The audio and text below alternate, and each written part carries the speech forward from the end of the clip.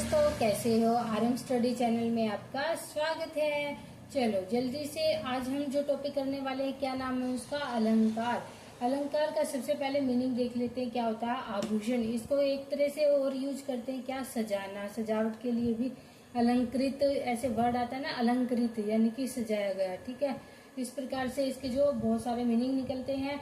जो अलंकार है उसके कितने टाइप्स रहेंगे, हर पेपर में यहाँ से क्वेश्चन आता है।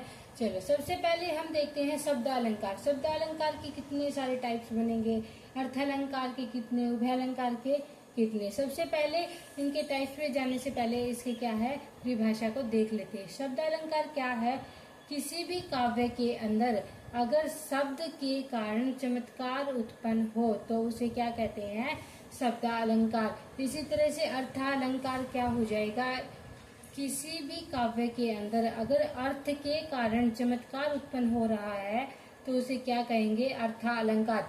अब क्या है नेक्स्ट, क्या है उभय अलंकार। नाम से ही पता चल रहा है उभय, उभय का अर्थ क्या होता है, दो। तो यहाँ क्या है उभय प्लस अलंकार इस तरह से जोड़ा गया है, तो इसको क्या कहेंगे, अगर काव्य के अंदर शब्द और अर्थ दोनों कौन है, शब्द और अर्थ, इन दोनों के द्वारा चमत्कार उत्पन्न हो रहा है तो हम उसे क्या कहेंगे, उभय अलंकार। हम देखते हैं जो शब्दालंकार है उसके कितने टाइप्स बनेंगे। शब्दालंकार के क्या क्या रहेंगे, अनुप्रास, यमक, श्लेष। देखो अनुप्रास, यमक, श्लेष ये सब क्या है, ये तीन टाइप्स तो सभी करवाते हैं। ठीक है, और पेपर में भी क्या है इनसे अलग पूछा जाता है, ये तो पूछा जाता है इनमें से भी आता है, और इसके अलावा जितनी इन्फॉर्मेशन हमें हो उतनी ही अच्छी, कहीं से भी क्वेश्चन पेपर में क्वेश्चन आ सकता है। तो इसके अलावा हम वक्रोक्ति, पुनरुक्ति, प्रकाश भी पढ़ेंगे, ये दोनों भी इसके अंदर आते हैं। लेकिन मेनली जो है करवाया जाता है ना, तो उसमें सिर्फ तीन ही करवा देते हैं, अनुप्रास, यमक और श्लेष। नेक्स्ट हम देखते हैं जो अर्थालंकार है। अर्थालंकार के अंदर इसके कितने टाइप्स बनेंगे, देखो उत्प्रेक्षा रहेगा, उपमा रहेगा, रूपक, अतिशयोक्ति, अन्योक्ति, मानवीकरण, ये सारे किसके रहेंगे, अर्थालंकार के एग्जाम्पल रहेंगे। नेक्स्ट हम बात करते हैं उभय अलंकार के भी क्या टाइप होते हैं। हाँ, इसके भी दो टाइप्स रहेंगे, एक तो संसृष्टि अलंकार, एक संकर अलंकार, दो तरह से बांटा गया है इसको भी। अब इसके हर एक जो टाइप है उसके विषय में पढ़ेंगे। इसके अलावा जो अलंकार हम पढ़ेंगे, जैसे विरोधाभास अलंकार के बारे में भी कई बार पूछा गया है, भ्रांतिमान अलंकार भी आता है, संदेह अलंकार भी आ जाता है। इनके अलावा विभावना अलंकार है, अन्योक्ति तो हम देख ही लिया इसके अंदर है, विशेषोक्ति अलंकार के विषय में भी पूछा जाता है। तो ये बहुत सारे अलंकार है जो रह जाते हैं, ये आज हम सारे कंप्लीट करेंगे। सबसे पहले अनुप्रास अलंकार से शुरुआत करते हैं। यहाँ हम देखते हैं जो शब्दालंकार है उसमें सबसे पहले अनुप्रास अलंकार करेंगे।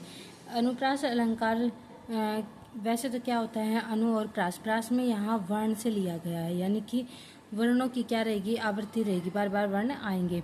तो ये किस तरह से होंगे, सबसे पहले हम देखते हैं इसके कितने टाइप्स रहेंगे। अनुप्रास अलंकार के टाइप्स पूछे जाते हैं, कितने रहेंगे, तो ये 5 रहेंगे। कितने होंगे, 5 होंगे।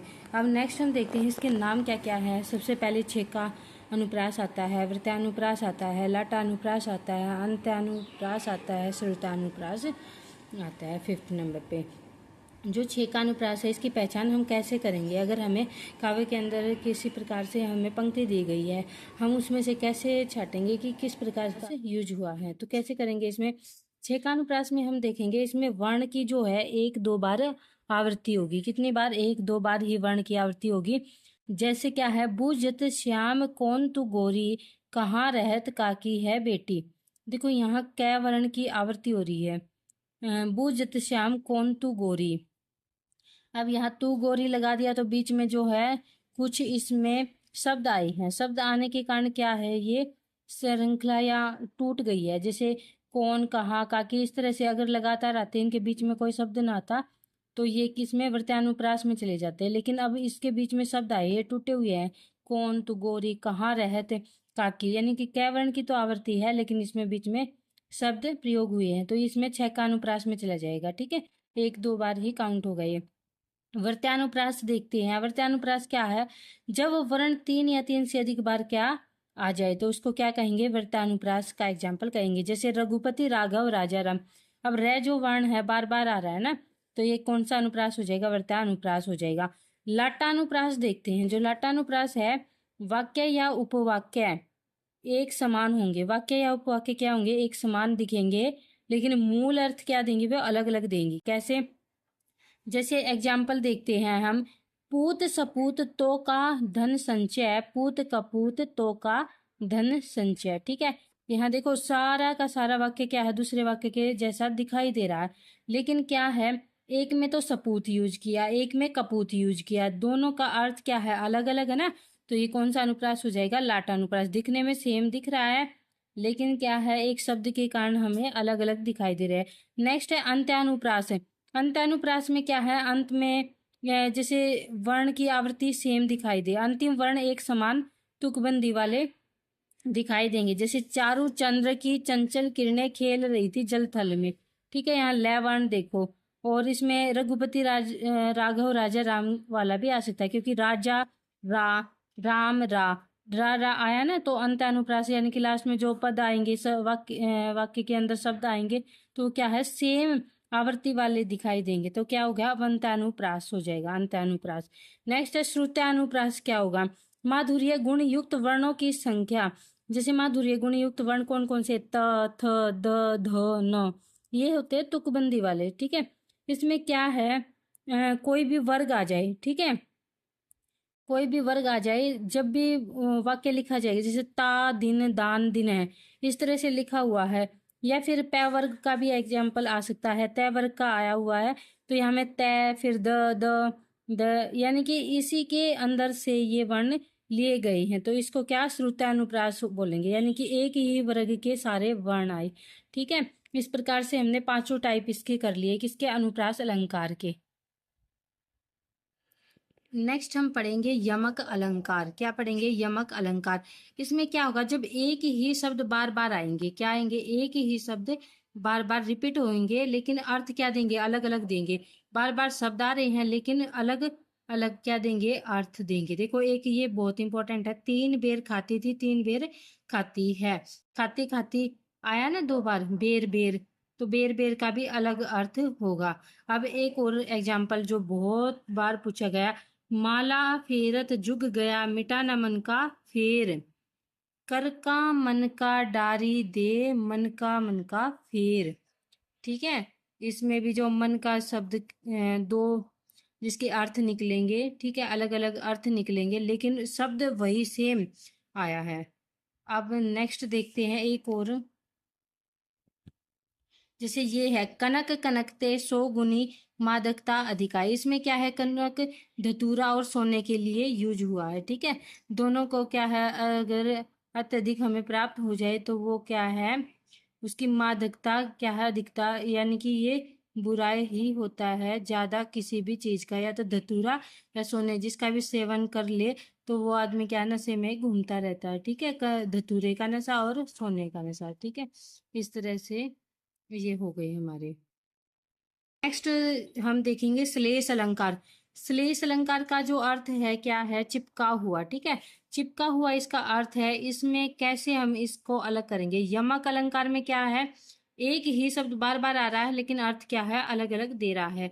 यहाँ क्या है? श्लेष में चिपका हुआ इसका अर्थ होता है, यानी कि एक ही बार एक शब्द आया है, आएगा, और वो उसके अर्थ अनेक हो जाएंगे, अलग अलग, 2 या 2 से अधिक क्या निकलेंगे? उसके अर्थ निकलेंगे। जैसे मंगन को देख पट देत बार बार, या तो हो मांगने वाले को देखकर क्या है, कपड़ा दिया जा रहा है बार बार, या फिर क्या है, मांगने वाले को देखकर क्या कर रहे हैं, दरवाजे को बंद किया जा रहा है बार बार। ठीक है, तो वस्त्र और दरवाजा, पट के लिए 2 शब्द यूज हो गए, वस्त्र और दरवाजा। इसी प्रकार से एक और बहुत फेमस जो एग्जाम्पल है, रहीमन पानी राखिए बिन पानी सब सून, पानी गए ना उभरे मोती मानुष चून। यहाँ पे क्या है? रहीमन पानी राखिए बिन पानी सब सून, यानी कि रहीम को क्या करने के लिए कहा गया कि पानी के बिना क्या है, सब सूना है, तो पानी रखना चाहिए। किस प्रकार का पानी है वो आगे देखो, पानी गए ना उभरे, ये अगर पानी नहीं रहा तो क्या होगा? मोती मानुष चून, ये उभर नहीं सकते। तो किस रूप में प्रयोग हुए हैं? एक तो चमक है, यानी कि पानी अगर चमक के लिए यूज हुआ तो मोती जो है चमक के बिना कुछ भी नहीं है। मानुष क्या है? इज्जत है, मनुष्य की इज्जत गई तो कुछ भी नहीं है। चून, जो चून है, चुना एक वर्ड है, तो वो जल के लिए, जैसे जल के बिना वो भी अधूरा, उसके बिना उसका कुछ भी प्रयोग नहीं कर सकते। ठीक है, इस प्रकार से ये प्रयोग हुए। नेक्स्ट देखिए, हे प्रभु हमें दो जीवन दान। यहाँ जीवन शब्द के कितने अर्थ निकले? दो। एक तो जीवन दान, जीवन पानी का जो दूसरा नाम है जीवन। ठीक है, पानी के लिए भी एक उम्र, उम्र का जो दान होता है ना, ज्यादा जीवन यानी कि ज्यादा उम्र दी जाए। इसी प्रकार से विपुल धन अनेकों रतन हो साथ लाए। तो इसमें जो विपुल धन अनेकों रतन, रतन जो शब्द है ना, प्रियतम बता दो लाल मेरा कहाँ है। ठीक है, यहाँ पे क्या है, लाल शब्द जो आया ना, लाल किसके लिए? अभी विपुल धन अनेकों रतन हो साथ लाए, रतन है तो रतन यानी कि लाल, दो लाल मेरा कहाँ है, यानी कि लाल रतन के विषय में पूछ रही हैं। या फिर ये भी हो सकता है, प्रियतम बता दो कि मेरा पुत्र कहाँ है। ठीक है, इस प्रकार से हम श्लेष अलंकार कर सकते हैं। नेक्स्ट हम बात करते हैं अर्थालंकार में। अर्थालंकार हमने पढ़ लिया। अर्थालंकार यानी कि अर्थ के कारण अलंकार में क्या है, काव्य के अंदर क्या पाया जाए, चमत्कार उत्पन्न हो, तो इसे क्या कहेंगे, अर्थालंकार। नेक्स्ट हम पढ़ेंगे, देखो इसमें क्या है, उपमा अलंकार पढ़ेंगे। अर्थालंकार सबसे पहले क्या पढ़ेंगे, उपमा अलंकार। उपमा अलंकार की सबसे अच्छी जो पहचान क्या है, कोई भी अगर आपको वाक्य मिलता है तो उसके अंदर आप क्या ढूंढोगे, सी, सा, से, समान, सरिस, इस तरह से ये अगर आपको शब्द कहीं पे मिल जाए ना वाक्य के अंदर, तो आप सीधा से क्या लगा दोगे, उपमा अलंकार। ये तो रही जिसे पहचान की उपमा अलंकार की। कई बार है ना वाक्य के अंदर ये पूछ लिया जाता है कि इसमें से उपमेय, उपमान, समान, धर्म या वाचक शब्द छाटो। उपमा अलंकार के एग्जाम्पल है, इसमें से ये छाटो, ये कौन से शब्द होंगे। तो उसमें हम कैसे करेंगे, सबसे पहले हम एग्जाम्पल देख लेते हैं। जो एग्जाम्पल क्या है, पीपर पात सरिस मन डोला। क्या है, पीपर पात सरिस मन डोला, इस तरह से ये एग्जाम्पल है। तो इसके अंदर से हम देखेंगे कैसे क्या होगा। सबसे पहले जो उपमेय जो शब्द होंगे वो क्या है, संज्ञा या सर्वनाम शब्द मिलेंगे। क्या मिलेंगे, संज्ञा या सर्वनाम शब्द मिलेंगे। उपमान क्या होगा, विशेषण हो गया, या फिर क्या होगा, प्राकृतिक वस्तु होगी। क्या होगी, प्राकृतिक वस्तु में मिलेगी। समान धर्म क्या होगा, तुलना करने वाले, दो चीजों की तुलना हम कर रहे हैं, तो उसके अंदर से जो शब्द दोनों के लिए प्रयोग होता है तुलना के लिए, तो वो क्या होगा, समान धर्म हो जाएगा। वाचक शब्द कौन सा हो जाएगा, सा, सी, सरिस, समान। इस तरह से जो ये शब्द अगर यूज होंगे ना, जिससे हमें किसकी पहचान हो रही है, उपमा अलंकार की। उपमा अलंकार की इनसे पहचान हो रही है, तो वो क्या हो जाएगा, वो वाचक शब्द बोले जाएंगे वे सारे। ओके, अब हम देख लेते हैं, जो उपमेय होता है ना, वो शरीर का अंग भी होता है। क्या होता है, शरीर का अंग भी होता है। ठीक है, यहाँ तो आसानी से देखो, जो डोला शब्द है, डोला क्या है, तुलना के लिए, दोनों के लिए, पीपर पात सरिस मन डोला, यानी कि मन और जो पीपर के पत्ते की जैसे मेरा मन डोला है। ठीक है, तो इसमें जो डोला शब्द है दोनों के लिए प्रयोग हुआ तो समान धर्म हो जाएगा। अब सरिस है, सरिस आया ना, सरिस क्या हो जाएगा, वाचक शब्द हो जाएगा। पीपर पात, पीपर के पत्ते के समान ना, इसमें क्या हो जाएगा, जो शरीर का अंग का क्या है, पात, यानी कि पात का एक तरह से हम शरीर के अंग, मेरा शरीर डोला, इस तरह से शरीर। ठीक है, ये उपमेय चला जाएगा, उपमेय में। उपमान में पीपर चला जाएगा। ठीक है, प्राकृतिक वस्तु। इस तरह से क्या हो जाएगा, ये पात का एक तरह से शरीर के लिए भी प्रयोग होगा। तो ये सारे इसमें क्या है, गुण पाए जाते हैं। उपमेय, उपमान, समान, धर्म, वाचक शब्द। अगर ये पूरे हैं तो हम उसको कहेंगे पूर्णोपमा। अगर इनमें से एक भी नहीं आया, वाचक शब्द नहीं आया, वाचक शब्द तो आएगा, बाकी इनमें तीनों में से कोई एक नहीं आया, तो क्या हो जाएगा, वो लुप्तोपमा, यानी कि उसमें से कुछ लुप्त हो गया है। ओके, सीता का मुख चंद्रमा के समान, यह समान किस लिए यूज हुआ है, जो वाचक शब्द है ना, समान। अब सीता क्या हो जाएगी, उपमेय हो जाएगी, संज्ञा या सर्वनाम हो गया। ठीक है, का मुख चंद्रमा, चंद्रमा क्या प्राकृतिक वस्तु है, उपमान है। ठीक है, इस तरह से हम इसका प्रयोग कर सकते हैं। जो शरीर का अंग है, मुख, वो क्या हो जाएगा, उपमेय। शरीर का अंग भी बोलेंगे, संज्ञा सर्वनाम लिखा हुआ ना इसमें, शरीर का जो अंग है, शरीर का अंग, ये भी इसके अंदर आ जाएगा। अब मुख है ना, सीता का मुख चंद्रमा के समान, जो मुख आया है वो क्या हो जाएगा, उपमेय। ठीक है, इस तरह से इसका निकालना है। ओके, उपमा हमारा कंप्लीट। नेक्स्ट हम करेंगे, क्या करना है हमें, रूपक। नेक्स्ट हम करेंगे रूपक अलंकार। जो रूपक अलंकार क्या है, इसमें उपमेय में उपमान का अभेद आरोपण पाया जाएगा। ठीक है, किसमें? उपमेय और उपमान में, दोनों में अभेद आरोपण। जैसे एग्जाम्पल देखो, इसमें सबसे अच्छी बात क्या होगी रूपक में पहचानने के लिए? एक तो इसमें योजक चिन्ह का प्रयोग होगा, जैसे ये डैश मिलेगी इसमें। ठीक है, दो शब्दों के बीच में ये योजक चिन्ह आपको मिलेगा। अगर नहीं मिल रहा तो इसमें रूपी, अगर आप उसका सलाह करके देख रहे हो ना, तो उसमें रूपी शब्द आपको मिलेगा। जैसे मैया मैं तो चंद्र खिलौना ले हो, यानी कि मैया मैं तो चंद्र रूपी खिलौना लूंगा। तो इसमें जो ये योजक चिन्ह है, योजक चिन्ह की जगह क्या हो जाएगा? रूपी हो जाएगा। ये तो है 99% के इसके अंदर, इस तरह से इसकी पहचान हो जाएगी। 1% में योजक चिन्ह नहीं लगाते, तो फिर उसमें कैसे होगा? कोई नहीं, योजक चिन्ह न भी लगाए फिर भी इस तरह से लिखे होंगे, जैसे चरण कमल बंदऊ हरि राई। तो यहाँ पे अगर आप करोगे तो चरण रूपी कमल अपने आप से अगर करके देखोगे तो रूपी अपने आप ही लग जाएगा। तो ये किसके एग्जाम्पल हो जाएंगे? रूपक अलंकार के। ठीक है, रूपक अलंकार क्या है आपको समझ आ गया होगा। अब नेक्स्ट हम करेंगे, नेक्स्ट हम बात करते हैं उत्प्रेक्षा अलंकार की। जो उत्प्रेक्षा अलंकार क्या है, इसके अंदर सबसे अच्छी पहचान क्या है? मानो, मनो, मनहु, जानो, जनु, जिन्हु, ये शब्द आपको देखने को मिलेंगे। सबसे अच्छी पहचान इसकी उत्प्रेक्षा की है। सोहत और, जैसे एग्जाम्पल देखिए, सोहत ओढ़े पीठ पट श्याम सलोने गात, मनो नीलमणि सैल पर आता प्रयोग प्रभात। तो इसमें कहाँ आया ये शब्द? मनो, मनो, मानो, मनो। ठीक है, इस तरह से जो शब्द यूज होंगे वो क्या हो जाएगा? उत्प्रेक्षा अलंकार। इसमें क्या है? जो उपमेय और उपमान है, ठीक है, उपमेय और उपमान में क्या है? समानता दिखाई जाएगी, संभावना या कल्पना इसमें की जाएगी। अब देखते हैं अतिशोक्ति अलंकार। अतिशोक्ति में क्या होगा? जब भी कोई बात जो है बढ़ा चढ़ा के की जाएगी, बात को बहुत अधिक बढ़ा चढ़ाकर कहा जाए, तो वो कौन सा हो जाएगा? अतिशोक्ति। अतिशोक्ति में जो इसकी वर्तनी है वो ध्यान रखनी है। जो वर्तनी के अंदर शय आधा लगाते हैं, इसमें पूरा आएगा। ठीक है, पेपर में भी ये पूछी गई है अतिशोक्ति की वर्तनी। तो जहाँ बढ़ा चढ़ा के बात कही जाए वो कौन सा हो जाएगा? अतिशोक्ति। जैसे एग्जाम्पल देखेंगे, एग्जाम्पल में क्या है? हनुमान की पूछ में निधन आग, लंका सिगरी जल गई, गए निशाचर भाग। इसमें अतिशोक्ति, ये बढ़ा चढ़ाकर ही बात कही गई है कि एक छोटे से जैसे पूछ में आग लगाई तो उससे क्या है?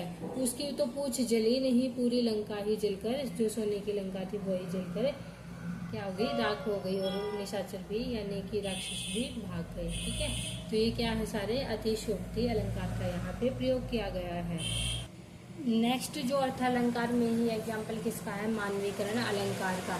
जो मानवीकरण अलंकार है ना, वो क्या है? जहाँ जड़ प्रकृति पर क्या हो? मानवीय भावनाओं तथा क्रियाओं का आरोप हो। जहाँ जड़ प्रकृति पर मानवीय भावनाएं वह क्रियाओं का जो है आरोप हो। जैसे एग्जाम्पल देखिए, मेघ आए बड़े बन ठन के सवर के, यानी कि मेघ को किस तरह से दिखाया गया? एक आदमी की तरह की, जैसे बन सजते संवरते हैं उस तरह से मेघ आए। तो इसमें क्या है? जड़ प्रकृति है, प्रकृति के विषय में बताया गया, और क्या है? मानवीय भावनाएं, उस पे क्रियाओं का क्या है? आरोप लगा दिया गया। तो ये कौन सा अलंकार हो जाएगा? मानवीकरण अलंकार हो जाएगा। यहाँ नेक्स्ट जो अलंकार रहेंगे, संदेह अलंकार और भ्रांतिमान अलंकार। इनके विषय में जान लेते हैं। देखो, संदेह क्या है? किसी व्यक्ति पे या वस्तु को देखकर क्या हो जाए? संशय पैदा हो जाए, तो वो कौन सा अलंकार हो जाएगा? संदेह अलंकार। और कुछ चीजें हैं पहचान के लिए, क्या है? या तो वाक्य के अंदर क्या मिलेगा? अथवा, या, है, कि। इस तरह से अगर ये तीनों में से कोई भी मिल जाए तो वो कौन सा अलंकार हो जाएगा? संदेह अलंकार। जैसे कि हम एग्जाम्पल देखते हैं, सारी बीच नारी है कि यहाँ आया, इधर लिखा है कि नारी बीच सारी है, सारी बीच नारी है कि नारी बीच सारी है। ये समझ ही नहीं आ रहा कि नारी के बीच में सारी है, सारी के बीच में नारी है। तो ये क्या हो रहा है? संदेह हो रहा है। क्या हो रहा है? इसमें संदेह हो रहा है। ठीक है, किसी व्यक्ति या वस्तु को देखकर क्या हो जाए? संशय पैदा हो जाए, तो वो कौन सा हो जाएगा? संदेह अलंकार हो जाएगा। अब नेक्स्ट जो करेंगे हम, वो कौन सा है? भ्रांतिमान। कौन सा है? नेक्स्ट जो रहेगा हमारा भ्रांतिवान। भ्रांति क्या होती है? किसी चीज को देख के भ्रांति पैदा हो जाए। जैसे सड़क पर कई बार क्या है, सड़क पर जब हम जा रहे होते हैं, बहुत दूर से देखने में सड़क पे ऐसा लगता है पानी है, लेकिन वास्तव में क्या उसके पास जाते हैं फिर वहां पे पानी नहीं मिलता। ये क्या है? भ्रांति है। थोड़े समय के लिए होती है भ्रांति, लेकिन संशय क्या है, ज्यादा समय तक, बड़े मतलब बहुत लंबे समय तक ये बना रहता है। भ्रांति क्या है? थोड़े से समय के बाद ये खत्म हो जाती है। तो भ्रांतिमान के लिए जो अगर वाक्य के अंदर जानकर, समझकर, जानी, जान, इस तरह से आपको शब्द मिले तो उसका वो किसका हो जाएगा? भ्रांतिमान अलंकार का उदाहरण हो जाएगा। जैसे किसी वस्तु को देखकर हम उसे उसके गुणों या विशेषताओं वाले किसी अन्य पदार्थ के रूप में मान लेते हैं। ठीक है, किसी वस्तु को देखा, जैसे सड़क को देखा, हम उसे उसके गुणों या विशेषताओं वाले किसी अन्य पदार्थ के रूप में, मान लो वहां पे पानी है, ठीक है, उस समान कोई भी, जैसे ऐसा दूर से देखने पर लगता है, तारकोल का प्रयोग किया जाता है, लेकिन वो दूर से देखने चमकता है तो वो पानी जैसी स्थिति को पैदा करता है। ठीक है, मृग मरीचिका होती है। तो इसमें क्या है, हमें संशय या भ्रांति पैदा हुई है। भ्रांति क्या हुई है कि उसी के समान क्या हमें क्या दिखाई दे रहा है, पानी दिखाई दे रहा है सड़क पे, लेकिन वैसा नहीं होता। तो एक और एग्जांपल देखते हैं। देखो, जान श्याम घनश्याम को नाच उठे वन मोर, यानी कि वन में जो रहने वाले मोर है वो क्या है? श्याम भगवान है, कृष्ण भगवान है। उसको देखकर उनको लगा कि वो बादल हैं, तो उसको देखकर वो क्या है? नाच उठे। तो ये क्या है? भ्रांति पैदा हुई है। भ्रांति पैदा हुई है, तो ये कौन सा अलंकार हो जाएगा? भ्रांतिमान। जान श्याम घनश्याम को नाच उठे वन मोर। यहाँ हम देख रहे हैं विशेषोक्ति अलंकार। विशेषोक्ति अलंकार कौन सा होता है? जहाँ काव्य के अंदर क्या हो, काव्य में जहाँ कारण के होते हुए भी कार्य का न होना पाया जाए, ज्ञान करने वाले विशेषोक्ति अलंकार, विशेष उक्ति वाला अलंकार है ये।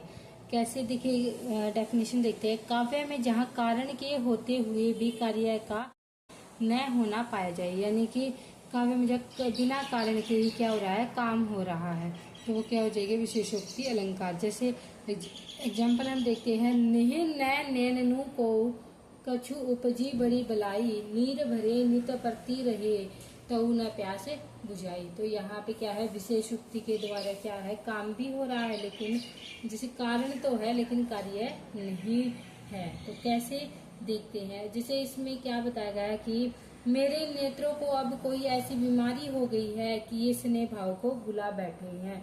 कि क्या है? मेरे नैनों को क्या हो गई है? बीमारी हो गई है। क्या है? ये स्नेह भाव को भुला बैठे हैं।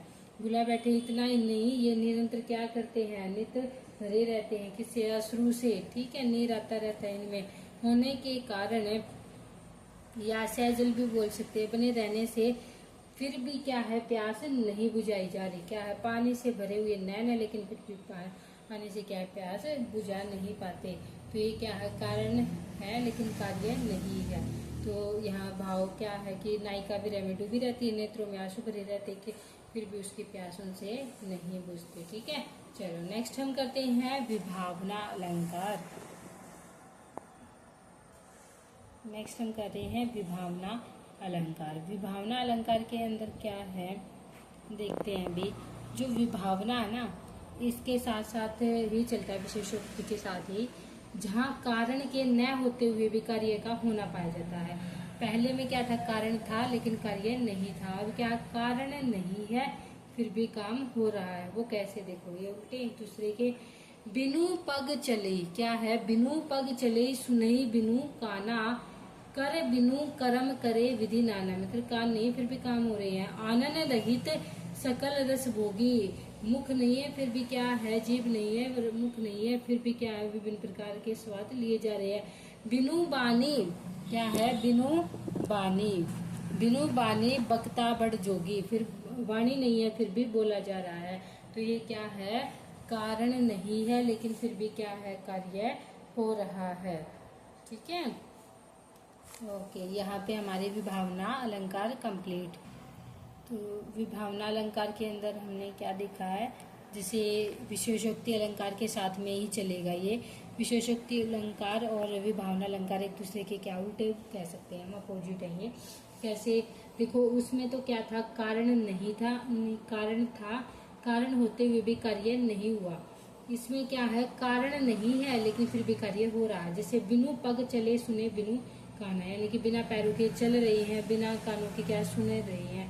कर बिनु कर्म करे, बिना हाथ भी नहीं है फिर भी कार्य कर रहे हैं बहुत सारे प्रकार के। आनंद रहित सकल रस भोगी, आनंद नहीं है, मुख नहीं है, फिर भी क्या है, स्वाद चखे जा रहे हैं। बिनु बानी बक्ता बड़ जोगी, यानी कि बिनु बानी क्या है, वाणी नहीं है फिर भी बोला जा रहा है। तो ये क्या है, विभावना। विभावना क्या हो जाएगी, कारण नहीं होने के कारण भी कार्य हो रहा है। ये क्या है, विभावना अलंकार। नेक्स्ट जो रहेगा वो क्या है, अन्योक्ति अलंकार। अन्योक्ति अलंकार क्या है, जैसे कि नाम से ही इसका पता लग रहा है, अन्य के विषय में कुछ बातें की गई है। कैसे की गई है, देखे वो हम देखते हैं। जहाँ उपमान के वर्णन के माध्यम से उपमेय का वर्णन हो। उपमान क्या है, यानी कि प्राकृतिक वस्तु को हम लेंगे के माध्यम से उपमेय संज्ञा सर्वनाम का क्या हो, वर्णन हो, वो कौन सा हो जाएगा, अन्योक्ति अलंकार। या हम क्या कहेंगे, किसी वस्तु या व्यक्ति को हम लक्ष्य कर रहे हैं, लक्ष्य करके जो बात कही गई है वो किसके लिए है, वो दूसरे आदमी के लिए, दूसरे के लिए जो बात कही जाए, ठीक है। लक्ष्य किसी को कर रहे हैं, बात किसी की कह रहे हैं, ठीक है। ओके, तो इसका एक एग्जाम्पल देखते हैं। माली आवत देख कर कलिया करही पुकार, फूली फूली चुने लियो कल है हमारी बार। तो क्या है इसमें, मालिक आवत देख कर क्या कौन पुकार कर रहा है, कलिया पुकार कर रही है। फूली फूली जो फूली हुई थी वो तो चुन ली गई है, कल हमारी बार, यानी कि कल हमारी बारी है, ठीक है। इस तरह से ये राजा और रानी का जो है, जिसे राजा और रानी है वार्तालाप कर रहे हैं, उनके विषय में बताया गया है, ठीक है। लेकिन वैसे तो किसी प्राकृतिक वस्तु के विषय में जिक्र किया गया है, लेकिन ये है राजा और रानी से संबंधित वाक्यांश, ठीक है। ओके, यहाँ पे हमारा अलंकार कंप्लीट हुआ। Thank you, bye bye, take care. आपको वीडियो पसंद आई है तो लाइक शेयर सब्सक्राइब अवश्य करें। ऐसी और भी बहुत सारी वीडियो के लिए हमारे चैनल को सब्सक्राइब करें।